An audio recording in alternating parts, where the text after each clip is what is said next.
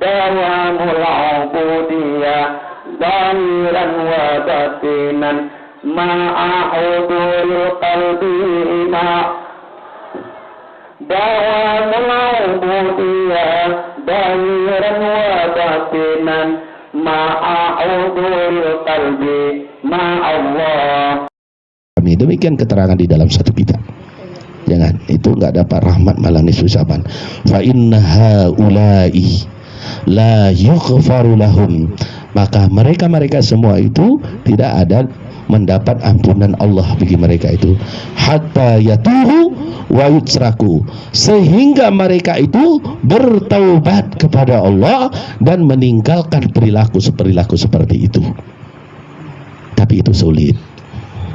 Itu sulit. Sebuah tabiat yang sudah lama di dalam perilaku kita ubah, itu sulit.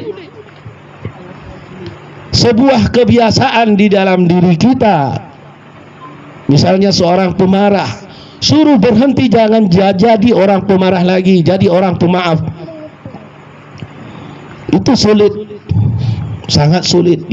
Lebih sulit daripada memindah sebuah bukit dengan ujung kuku. Ambil kuku, terap, pindah.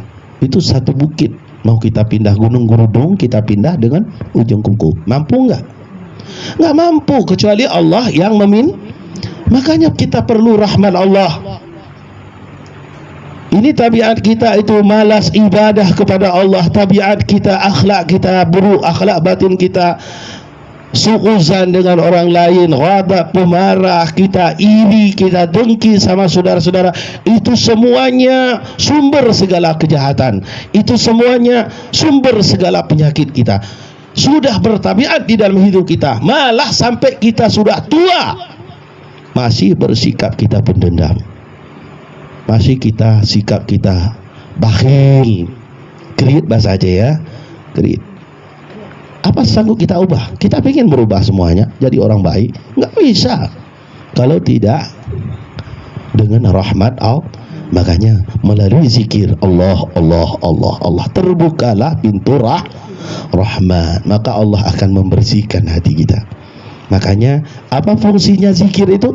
Fungsinya zikir itu adalah likulli syai'in saqalatun, tiap-tiap sesuatu itu ada alat pembersih. Wa saqalatul qalbi zikrullah, alat pembersih itu hati itu adalah zikirullah.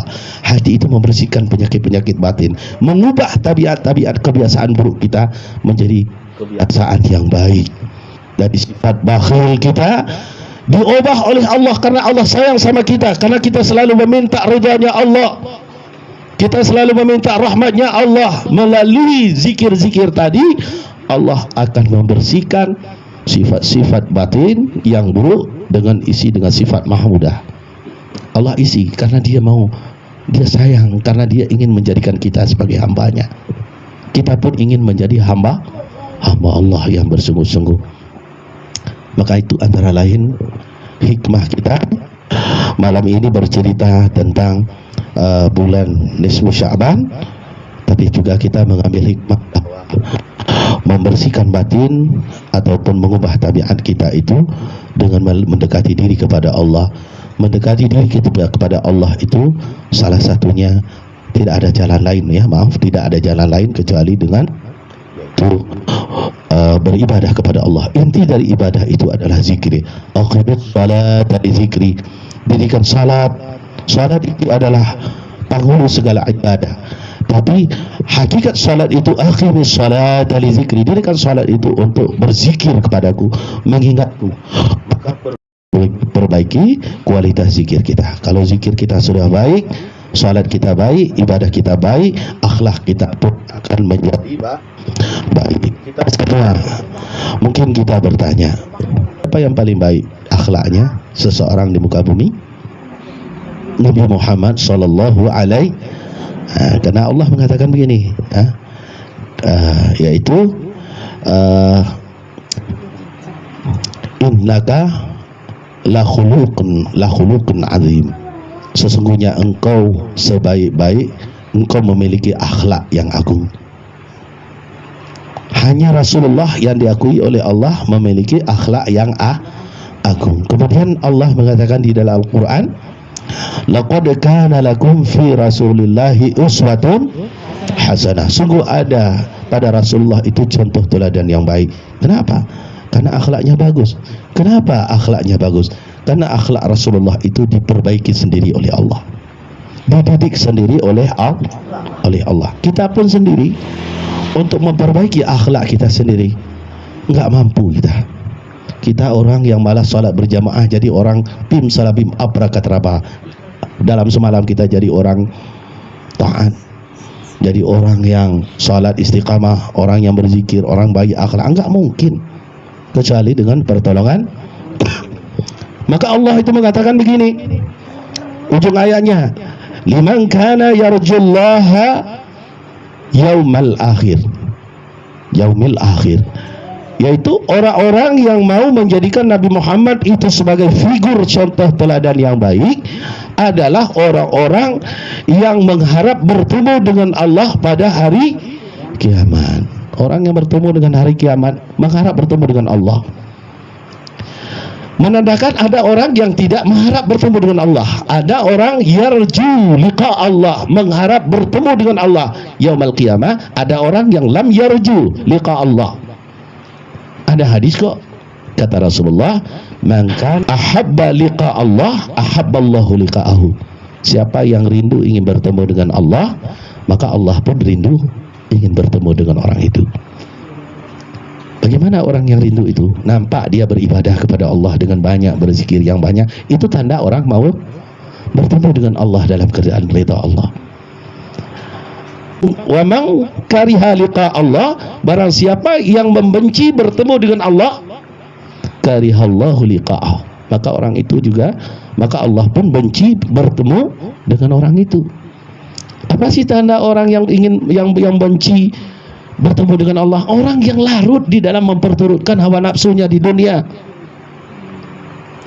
Dia nafsunya apa? Ingin bikin rumah yang besar-besar, nggak peduli uang itu uang haram, uang dari mana, yang penting rumahnya bertingkat, mobilnya mengkilat, istrinya 4, nggak mau peduli uang itu dari mana. Maka orang itu nggak mau mati-mati, dia nggak ada rindu dia pada mati. Dia selalu berlari daripada mati. Pada kemana kau lari daripada mati? Wa in kuntum fi burijim musyayyadah, walaupun kau masuk di dalam tong yang terkunci sekalipun, malaikat akan menemukannya. Yo, keluar. Saya nggak mau. Lari dia ke dokter, lari ke Penang. Kau bawa dokter, kau bawa dukun, baca doa menggoncang langit. Kalau nyawanya sudah ada waktunya keluar, kau harus keluar. Malaikat tidak pernah diundang. Malaikat maut ada yang pernah undang di sini nggak? Nggak ada. Kalau dia datang, pantang pulang tanpa membawa nyawa. Siap atau ada kala tidak sih siap. Orang itu yang nggak siap itu, dia tidak ingin bertemu dengan Allah. Dia takut mati. Sebenarnya mati itu tidak perlu ditakuti. Tidak perlu ditakuti. Kenapa? Karena mati itu jalan bertemu dengan kekasih. Artinya orang yang kita rindukan. Siapa yang kita rindukan? Allah. Sama halnya, Anda cinta sama orang tua tidak? Cinta. Orang tua masih hidup enggak? Masih hidup. Yang sudah mati ingin bertemu dengan orang tua, bagaimana caranya? Itu enggak ketemu. Mati dulu lah, baru ketemu nanti. Mati dulu. Saya tanya lagi, Anda cinta sama Rasulullah tidak? Rindu sama Rasulullah tidak? Mau ketemu sama Rasulullah? Mati dulu. Anda rindu sama surga enggak? Rindu. Kalau rindu sama surga, ya mati dulu lah. Kita rindu sama Allah, mati dulu. Orang tawajuh mau bertemu dengan, kalau sudah bertemu dengan Allah, baru ilahi anta maksudi Allah, ya. Mati dulu. Mutu qablaan tamutu. Mati olehmu sebelum kamu benar-benar mati. Diperintah oleh Rasulullah tawajuh itu.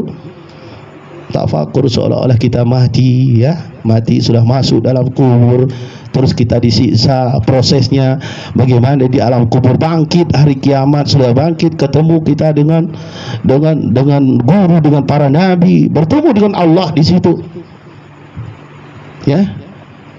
Makanya kita mati-mati dulu.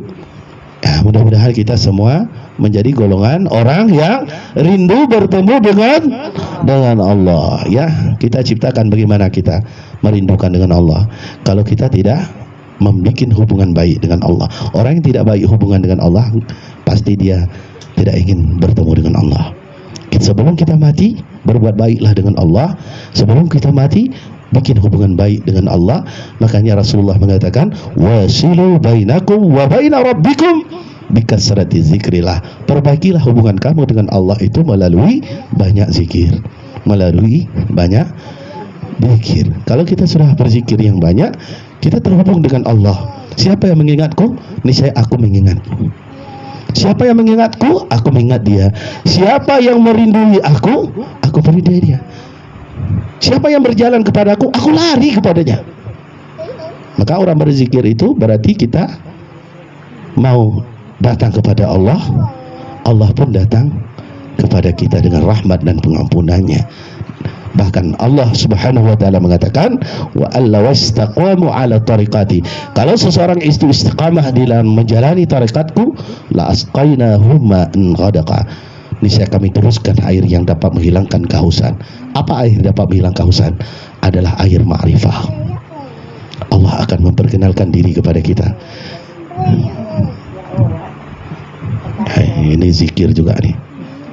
Nah, mudah-mudahan ini sekedar pertemuan kita malam ini. Mudah-mudahan kita diampuni oleh Allah Subhanahu wa taala. Pertemuan kita membawa rahmah, bukan pertemuannya. Demikian pula perpisahan kita adalah perpisahan membawa keampunan kepada Allah Subhanahu wa taala. Senantiasa kita di dalam hidayah, di dalam ma'unah, dalam taufik Allah. Mudah-mudahan Allah Subhanahu wa taala menunjukkan jalan kita, karena kita semua ingin menjadi hamba Allah yang benar. Mudah-mudahan kita naik pada tingkat mahabbah, bukan cuma ma'rifah, tapi dinaikkan oleh pada tingkat mukasyafah, terbuka antara kita dengan Allah, dan dinaikkan oleh Allah pada maqam mahabbah, merindui Allah dalam segala suasana. Amin ya rabbal alamin. Hadanallahu wa iyyakum ajma'in. Wassalamualaikum warahmatullahi wabarakatuh.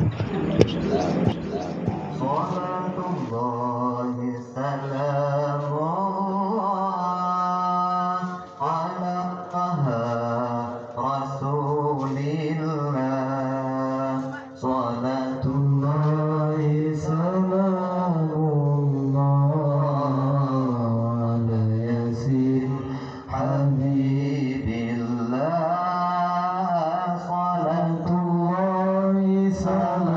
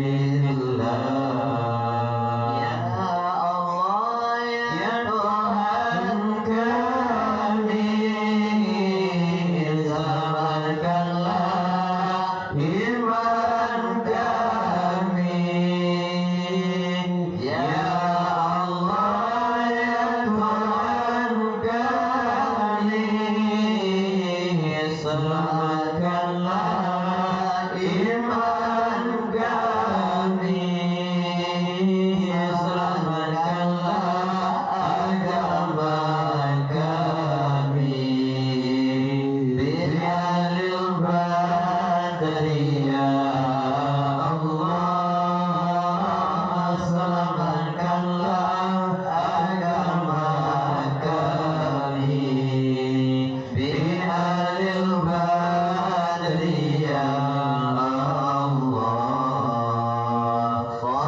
salatullah salamullah ala taha rasulillah, salatullah salamullah ala yasin habib